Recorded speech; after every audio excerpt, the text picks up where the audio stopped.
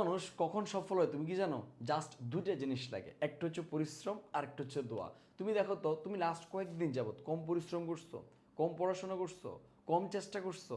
না, কোনো অংশেই তোমার কমতি ছিল না। না পরিশ্রমে কমতি, না চেষ্টায় কমতি, কোথাও কমতি ছিল না। অনেক পড়াশোনা করছো। এরপরে দেখো তো, তোমার জন্য কি তোমার নিজের দোয়া আছে? তোমার মা বাবার দোয়া আছে? আছে।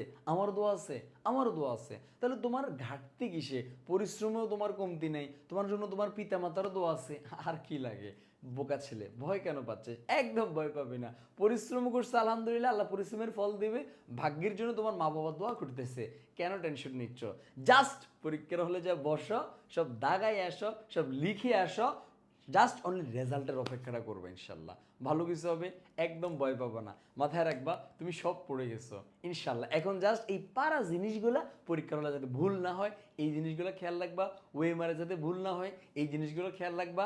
ঘড়ির কাঁটার দিকে খেয়াল রাখবা, কয় মিনিট বাকি, কয়টা লেখা বাকি, এগুলো খেয়াল রাখবা। জাস্ট এইগুলো একটু মাথায় রাখলে জীবনে কখনো ভুল হবে না।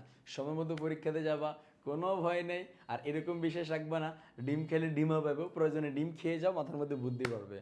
সকলের জন্য শুভকামনা, একদম ভয় পাবি না। তুই সব পারো, যেটা তুই লিখে রাখ, কারণ তুই ভাইয়ের স্টুডেন্ট। ভাই এমন কিছু নেই যেটা তোর পড়ায় নেই, সব পারো ইনশাল্লাহ। আর মনে কর প্রথম পরীক্ষাটা একটু 19 থেকে 20 হইলেও হইতে পারে, সমস্যা কি? সেকেন্ড পেপার আছে না, পুষিয়ে আনা যাবে। আমি তো আছি, তোমার ভালো হোক খারাপ হোক সর্বাবস্থা আমি আছি ইনশাআল্লাহ। উপরে আল্লাহ, নিচে ভাইয়া আসছি, যা করা লাগে আমি করবো, কোনো ভয় নেই। অল দ্য বেস্ট, শুভকামনা, তুমি পারবা।